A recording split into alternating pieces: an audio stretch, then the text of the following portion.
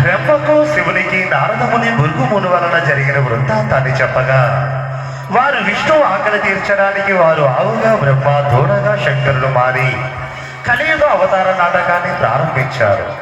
ఈ విషయాన్ని సూర్య భగవానుడు మహాలక్ష్మికి తెలిపాడు.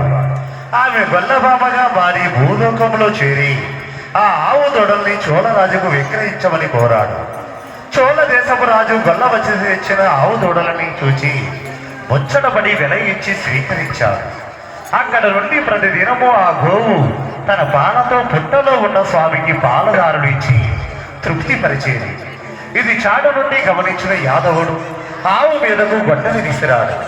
గోమాతను రక్షించడానికి మహావిష్ణువు గొడ్డలి దెబ్బకు ఉరి అయ్యాడు. గోవును రక్షించిన దేవుడు గోవిందుడయ్యాడు. ఈ యొక్క గాథను వివరిస్తూ దూడగా మారిన శంకరుని ఒక నామ సంకరణ చేసుకుంటూ తర్వాత ఈ చక్కని వృత్తాంతాన్ని మా భజన మండలి వారి గానం చేసి వివరిస్తారు. ఓం నమో వెంకటేశాయ.